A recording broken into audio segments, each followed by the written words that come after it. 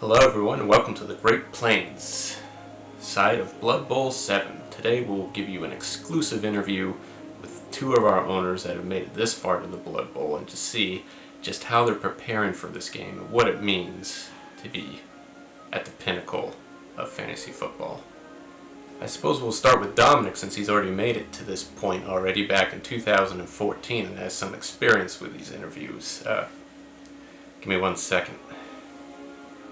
Hey, dumb bear. No, you can't kill Julio. You've captured him.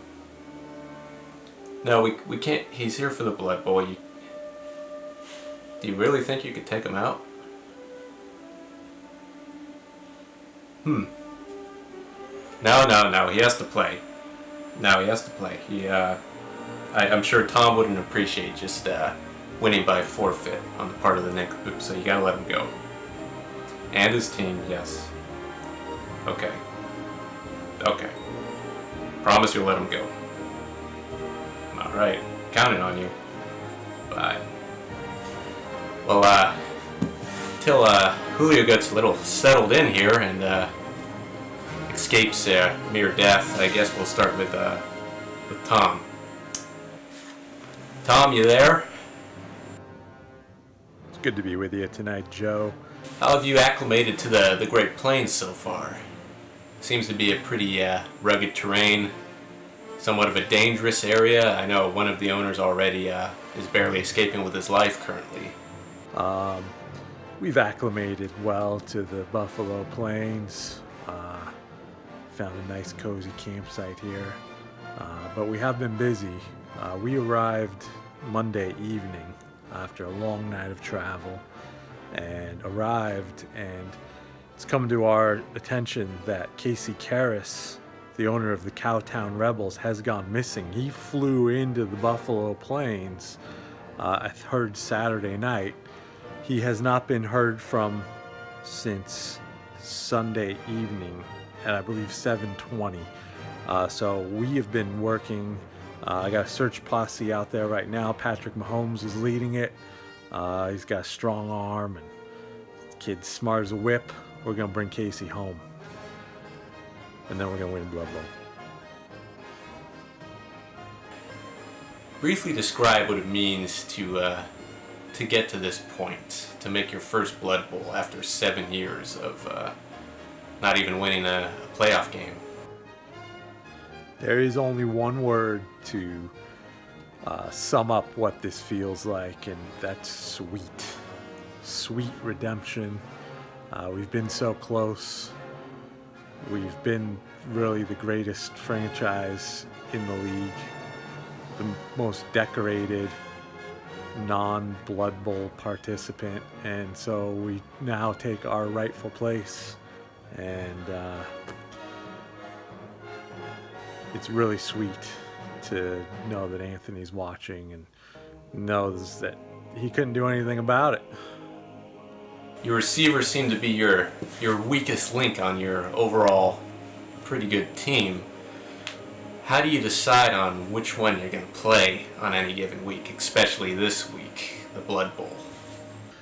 Wide receiver has been a sore spot with this team, but we're gonna carry on in spite of it, and whoever we put in there is gonna give us their maximum output that they can for that day. If they have to scratch and claw for 20-30 yards to get the win, then you scratch and claw, and we'll let Patrick Mahomes and Derrick Henry do the heavy lifting. Go out there and just get those points. That's the bottom line. That's the message to whoever is in the lineup. Go out there and get me points. What does it mean to be the creator of this league and to reach the pinnacle of all fantasy football? What do you mean, what does it mean? You just asked me that question. I mean, that's repetitive. Just, I'll say it again. It's sweet, It's sweet. And this is where we belong. We're not going to sit around and, how do we feel? How do we feel? No, we're here. We belong. And the rest of the league just needs to get used to it from this point on. You and Dominic have already been exchanging compliments. Not a lot of animosity between you two, which I find quite boring. Do you have any trash talk whatsoever for your opponent? Maybe a funny story when he was younger? Yeah, I'm sorry that you find it boring, Joe. It is what it is. It's Blood Bowl. I respect the commissioner. There's not much I can really say about his team. I don't want to shoot my mouth off like other owners who've disappeared from the league, from the playoffs, excuse me, and end up on the losing end. But I will say that the commissioner made a very, very disrespectful trade offer for Derrick Henry, and I really think that that's fueled what we've seen the last couple weeks, and I'd watch out on the sidelines if I was Julio Rodriguez. Yeah. Any chance you visited the TGOB Hall of Fame and seen the enshrined original 14 points? I know that should bring back some good memories for you. You know what? When I agreed to this interview, we had an agreement. We weren't going to talk about that. And this interview's over. This interview's over. Get out of here. All right, everyone. That was Tom in his first ever Blood Bowl interview. We'll go to someone who has a little more experience now, and hopefully he's alive and well. Dominic, you there? So other than your near-death experience, how has the Great Plains been treating you? Experience on the Buffalo Plains. What to say? It'll be fine, Deshaun. It's not a hostage video. I did one for Blood Bowl 3. You didn't see that? You weren't playing? Okay. Well, we're all playing this year. It's not. It's fine. We've traveled here before. Deshaun has never traveled here. A lot of the guys actually haven't. TGOB came up north and beat us. So, otherwise it's a great season though. We're just trying to find reasons to complain and mumble and bemoan. So that's our secret to success, secret recipe. So no, I've been out here, and we usually come out and get out as soon as possible. So this is different. We took the Poops Express as far as it goes to the end of the line. I tried to pretend to be Chief Secret Poop, and that didn't work as always. And we got our way here through lots of difficult, trying times, but it's going to bond the team together. And if you're excited about the London Philharmonic Orchestra's performance at halftime, that's been canceled. Have you found a place to stay for the night yet? We don't typically have many 5-star hotels out here. You usually have to pitch your own tent and survive the elements. Yeah, staying here for the night. We've been given Aaron Rodgers' suite, which I feel like Circle City has McCaffrey's. I thought we were getting the best. Maybe this is the best. It's pretty bare bones, but we were allowed to bring one Christmas decoration. That brightens up the place. And we also were brought this. We brought them, but they give them to us as always. So we enjoyed that. You usually disingenuously compliment your opponents while in secret, hoping for their demise. Do you have any straightforward and authentic compliments for your opponent, and any honest trash talk as well? Disingenuously complimenting opponents, secretly wishing for their demise, I think is a myth. Except for the wishing for their demise part, but I think that's just standard practice throughout the league.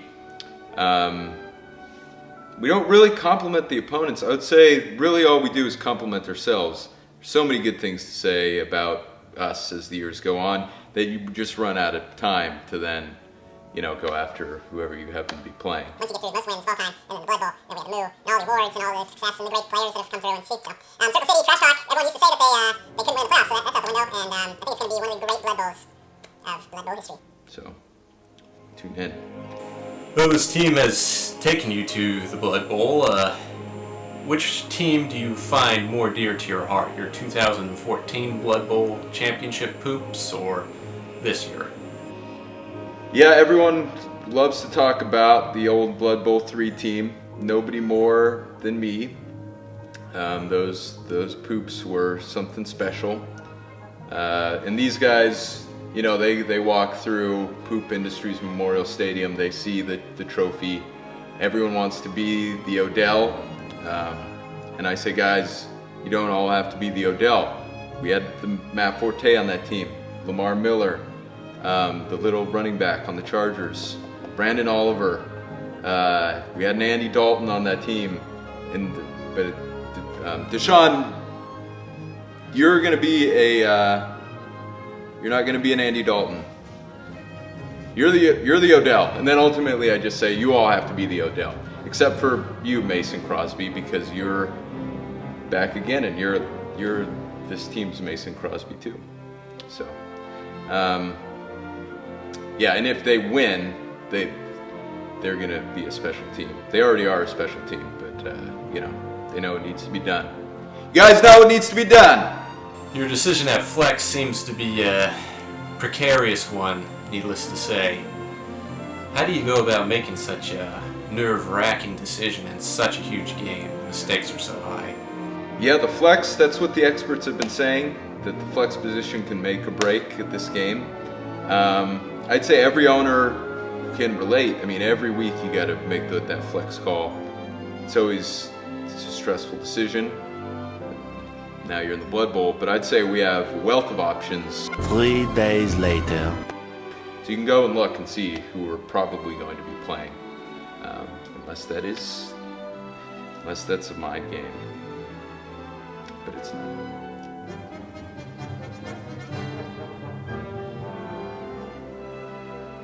Other than winning your second Blood Bowl and the first to do so in this league, what would this specific Blood Bowl mean if you have won to you and all the fuddy-duddies that live in North of Nowhere? It would mean a lot to the North of Nowhere nincompoops.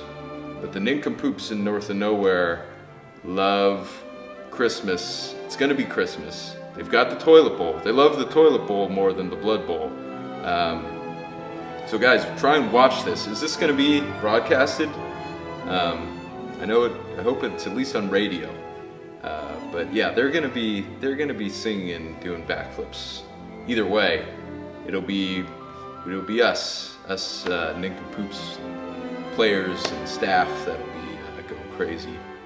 Yeah. And the second Blood Bowl, I mean, people are going to say that Circle City has all the pressure to win the Blood Bowl because we've won one. But the second Blood Bowl has a lot more pressure. You know how unlikely it is that you get this far. No one's done it, and everyone else is coming breathing down your neck to get it. So I think we got a lot of pressure. We thrive on it. Do you have any other comments at this time? Any other comments? I better get this off because they don't like you using their electricity here. But all I would have to say is tune in to the Scuffle at the Buffle this Sunday at the Plains Field A or B, somewhere in the Plains, if it's on television or on radio. Scuffle at the Buffle. The great championship game on the flat land of grass with few trees. TM. What was the other one? The altercation in the Buffalo Nation. You've got to be there. Mark your calendars. It's right before Christmas. Julio approved. Thank you all for joining me for this exclusive interview with both of our Blood Bowl owners. Stay tuned this Thursday night when things kick off for our 7th Blood Bowl. And, well, go Commissioners. Until then, thank you all.